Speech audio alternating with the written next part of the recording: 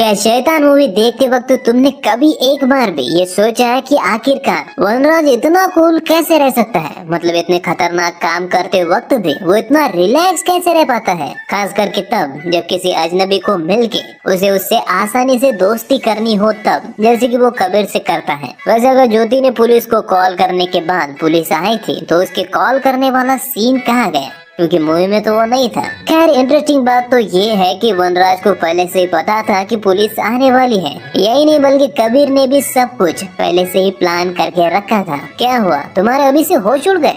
बेटा ये तो बस ट्रेलर है। शैतान मूवी में इतनी शॉकिंग डिटेल्स है जिनको जानने के बाद तुम्हें पता चलेगा कि आखिर क्यों ये फिल्म रीमेक होके भी इतनी हिट हो गई। तो फिर चलो शुरू करते हैं। तो बहला बुसला के जैसे ही वनराज अंदर आता है, कबीर सबसे पहले पैसों का बैग ऊपर ले जाता है। उसे लगता है शायद ये पैसों की वजह से आया हो। वो ज्योति को भी ये बोलता है कि सारी चीजें लॉक कर दो, मैं अभी उसे निकालता हूँ। सारे वैल्यूबल्स इधर लॉक कर दो, मैं चेंज करके अभी से निकालता हूँ।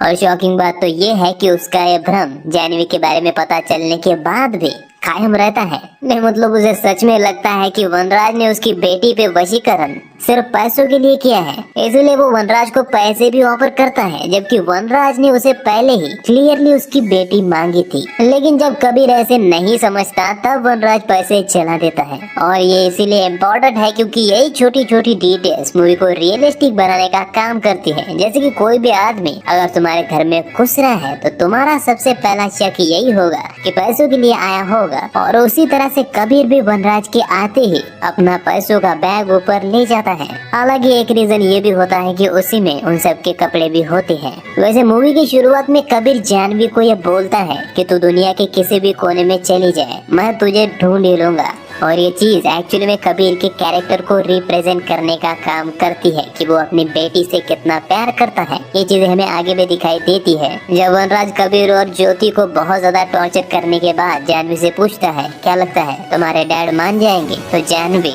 ये बोलती है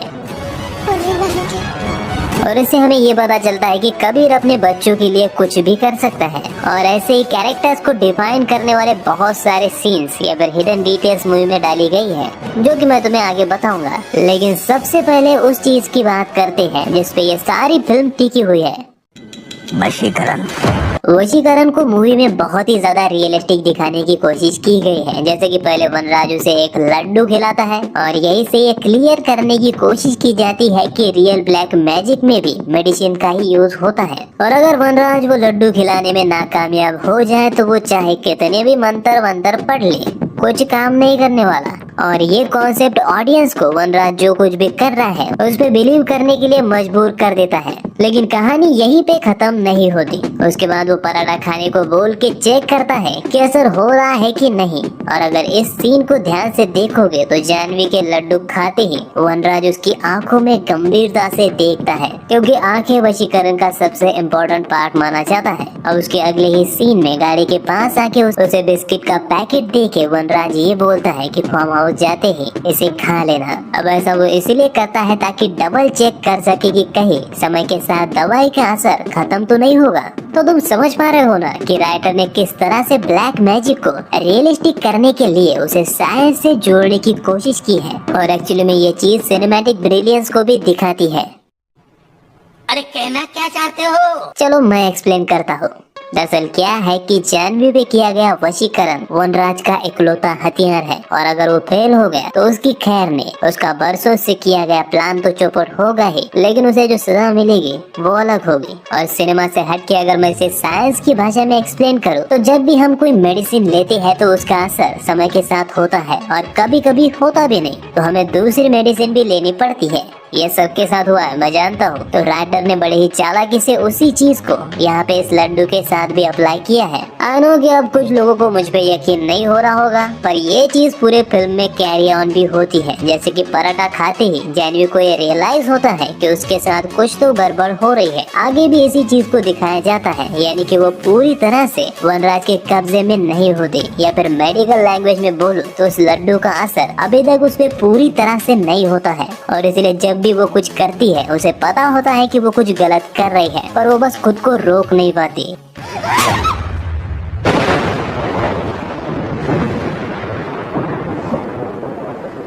और अगर तुम्हें अभी भी क्लियर नहीं हुआ है कि मैं क्या बोल रहा हूँ तो टेंशन मत लो, बस चीजों को याद रखना। मैं तुम्हें वशीकरण का यूज डायरेक्टर ने किस बारीकी से और इंटेलिजेंटली मूवी की क्वालिटी को बढ़ाने के लिए किया है, इस चीज को आगे भी एक्सप्लेन करूंगा, वो भी डिटेल में। बस थोड़ी देर और रुको। वैसे कई समझदार लोगों के दिमाग में देखते वक्त ये भी सवाल आया होगा कि अनजान आदमी से मेरा लड्डू जानवी खाती ही क्यों है। इसका जवाब हमें गाड़ी से मिलता है, जहाँ फार्म हाउस आते वक्त ध्रुव और ज्योति चॉकलेट फटाफट खा लेती है, जो कि कबीर उन्हें देता है, लेकिन जानवी ऐसा नहीं कर पाती और उसे लास्ट में चॉकलेट मिलता है। तो इस बार अपने भाई से जीतने के लिए वो जल्दी जल्दी में वो चॉकलेट की वो लड्डू खा लेती है। यानी कि ये किसी खेल की तरह दिखाया गया है ताकि राइटर या फिर डायरेक्टर जानवी के एक अनजान आदमी से लड्डू खाने को जस्टिफाई कर सके। और ये डिटेल माइंड ब्लोइंग है। एंड माइंड यू, वो दोनों बच्चे हैं तो उन्हें इस बात की इतनी समझ नहीं है, वो तो बस खेल खेल में ये सब कर रहे हैं। लेकिन हम यहाँ पे ये मानता हो कि उनकी माँ भी उनके साथ वहीं पे बैठी हुई थी और उसके सामने ये चीज होना थोड़ा सा अजीब है। आई थिंक ये एक मिस्टेक है, जिसे सुधारने के लिए इन्हें बस सिंपली कबीर की तरह ज्योति को भी कहीं भेजना चाहिए था। जैसे कि कबीर फोन पे बात करने के लिए गया था, मैं भी ज्योति वॉशरूम चली जाती और तब अगर ये चीज होती तो चीजें और रियलिस्टिक हो जाती। वैसे तो इस चीज पे कोई भी ध्यान नहीं देने वाला, लेकिन क्या करूं, मुझे आदत है छोटी छोटी चीजों पे ध्यान रखनी। खैर हम अगली डिटेल पे बढ़ते हैं। तो वनराज जानवी को ध्रुव के साथ खेलने को भेजने के बाद घड़ी देखता है और उसके बाद भी थोड़ी थोड़ी देर बाद में घड़ी देखते ही रहता है। और वो हर बार घड़ी इसलिए देखता है क्योंकि उसे टाइम से पहले जानवी को बलि के लिए अपने अड्डे पे ले जाना होता है। मैं नहीं जाने वाला। और अब कुछ देर जाने बोलेंगे कि अबे ये तो मैंने भी नोटिस किया है। हाँ मैं जानता हूँ, लेकिन बाकी की बात तो सुन लो पहले। दरअसल क्या है कि सिर्फ बलि वाली ही बात यहाँ पे नोटिस करने वाली नहीं थी, उसके अलावा नोटिस करने वाली बात ये भी थी कि वनराज सब कुछ पहले से ही प्लान करके यहाँ पे आया होता है। नहीं, मैं सिर्फ उसके यहाँ पे आने का, लड्डू देने का, ये इस चीज की बात नहीं कर रहा हूँ, ये प्लान नहीं, बल्कि सब कुछ जो कुछ भी तुम देखते हो, यानी कि उसका जानवी के साथ सोफे पे बैठ के उसे अपने घर पे ले जाने की बात करना, उसे अपने भाई के साथ झूले पे भेजना, उसे धमकी देना, उसके माँ बाप को ब्लैकमेल करना और यहाँ तक कि उसका अजीब तरह से सोफे पे ही सोना इतनी खतरनाक सिचुएशन में, और जानवी को बॉडी को गार्ड करने के लिए रखना, यह सब कुछ उसने पहले से ही प्लान करके रखा हुआ था। इसलिए वो बार बार घड़ी देखकर ये चेक करता है कि सब कुछ टाइम पे हो रहा है कि नहीं। और अगर तुम्हें यकीन नहीं हो रहा है तो अब हो जाएगा, क्योंकि जो मैंने तुमसे शुरुआत में कहा था कि आखिर वनराज इतना कूल और रिलैक्स कैसे है, उसकी बात करते हैं। तो सबसे पहले तो मैं क्लियर कर दूं कि इस कैरेक्टर को प्ले करने के लिए आर माधवन बेस्ट है, और मैं तो यहाँ तक कहूँगा कि उनके अलावा कोई और एक्टर इसे प्ले भी नहीं कर पाता, क्योंकि वनराज का कैरेक्टर ही ऐसा है। वो ऊपर से बिल्कुल किसी शैतानी बच्चे की तरह है, जो बुरी से बुरी चीज करके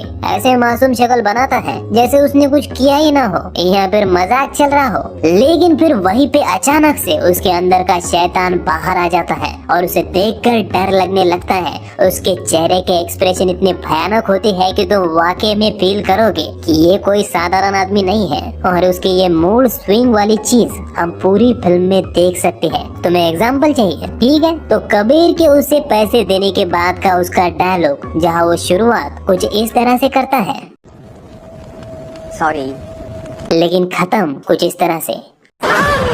ये वो अभी अहम अनंत अहम ब्रह्मास्मि। यानी कि एक ही कैरेक्टर के दो चेहरे। और मैं बता दूं कि ये दोनों असली हैं, इसीलिए इसे प्ले करने के लिए एक ऐसे एक्टर की जरूरत थी जिसका बेबी फेस भी हो, यानी वो मासूम भी लगे और ब्रूटल भी।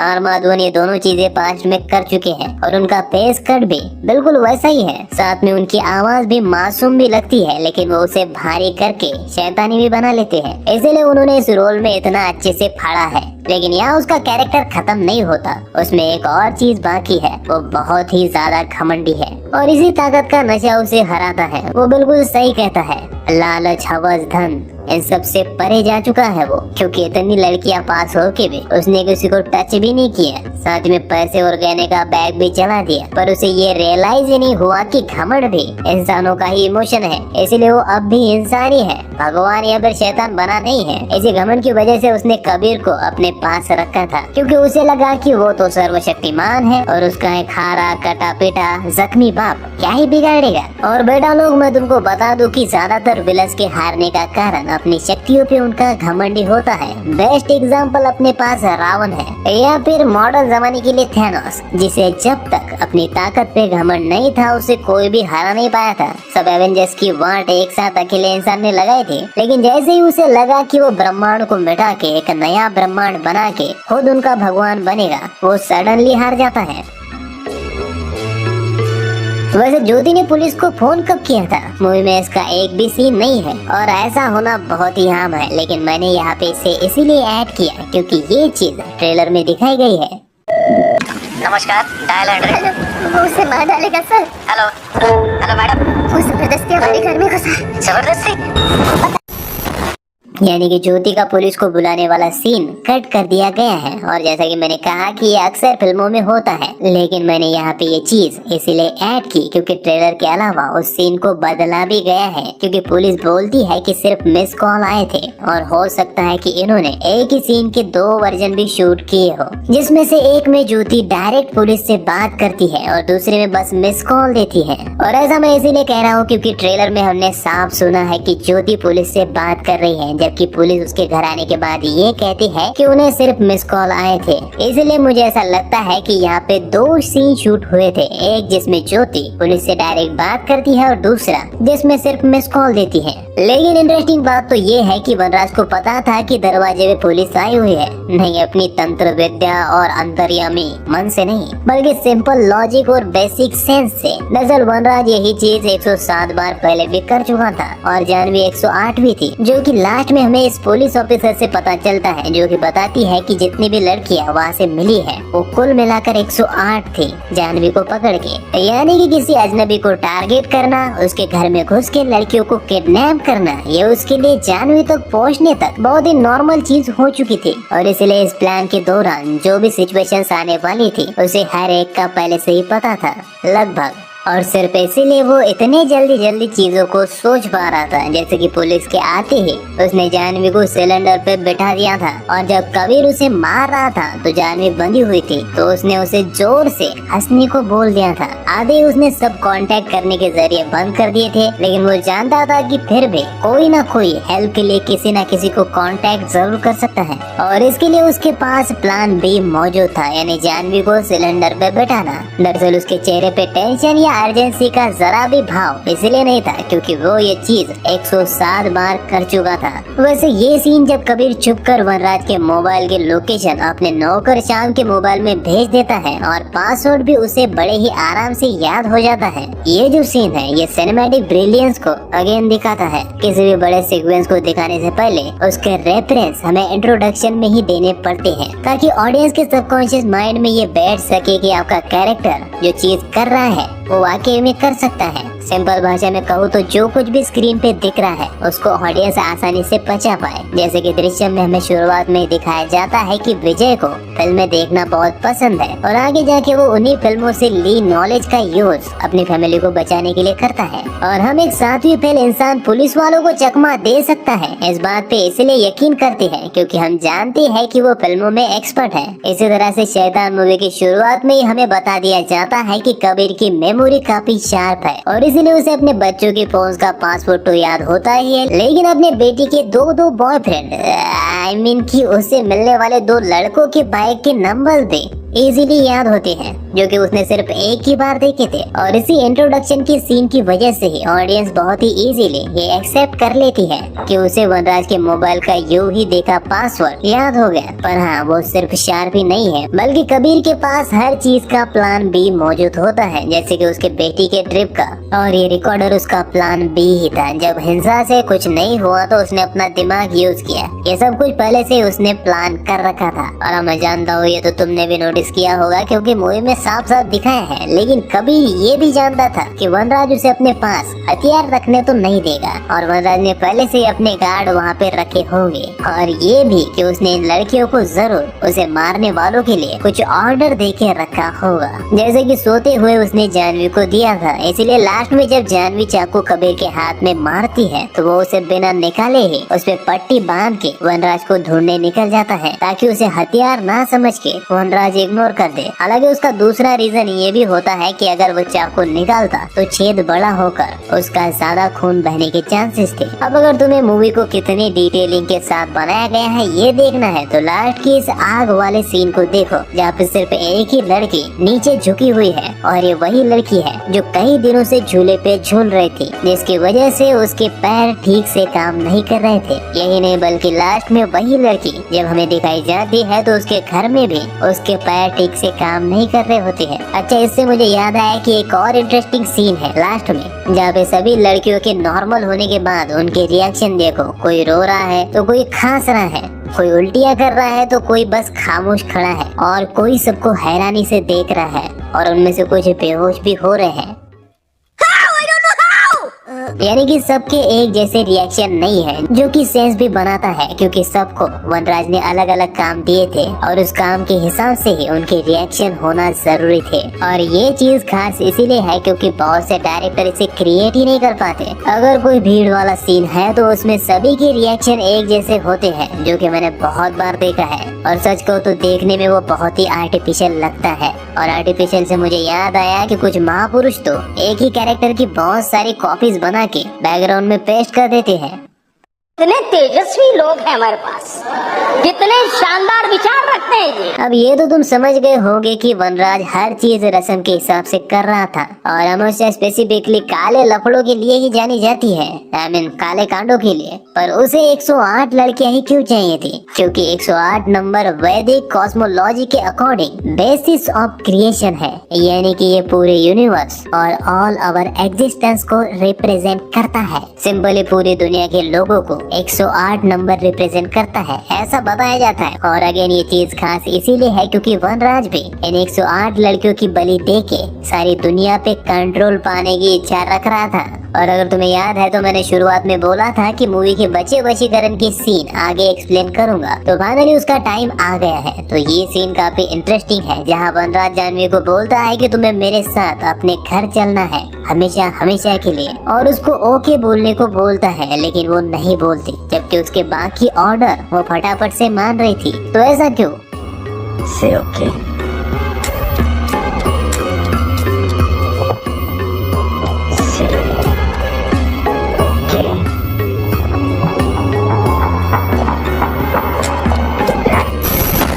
अब मेरी मेडिसिन वाली बात तो याद है ना तुम्हें? दरअसल क्या है कि अभी लड्डू का असर पूरी तरह से जानवी पे नहीं हुआ होता है और इसीलिए यहाँ वो कुछ भी नहीं बोलती, क्योंकि तब तक वो खुद से ही लड़ रही होती है। और ये सीन दिखाता है कि जानवी चाहकर भी अपने आप को रोक नहीं सकती, और ये भी कि किसी के दिमाग पे वशीकरण करना इतना भी आसान नहीं होता। इसमें पूरा कंट्रोल पाने में टाइम लगता है। ये नहीं है कि फटाक से हो गया मैगी की तरह, लेकिन हाँ, टाइम के साथ साथ वशीकरण का असर भी बढ़ जाता है और इतना बढ़ जाता है कि आप अपने आप को भूल जाते हो। जैसे कि जहाँ पे शुरुआत में जानवी को पराठा खाने के बाद ही पता चल गया था, अपने बाप को थप्पड़ मारने के बाद वो रो रही थी और यहाँ तक कि उसने उसे सॉरी भी बोला था। वहीं पे उसने ओके बोलने से भी खुद को रोक रखा था और यहाँ तक कि अपने बाप को रोकने के लिए उसने अपने पैंट में पेशाब तक किया था, यानी कि तब तक वो खुद से लड़ पा रही। लेकिन वही जानवी लास्ट में बड़ी ही चालाकी से अपने माँ बाप को स्टोर रूम में बंद करके अपने भाई को मारनी चाहती है, और वही पे वनराज के मेरे साथ चलने को बोलने पे बड़े ही आसानी से हाँ बोल देती है। जानवी चलने के लिए रेडी है?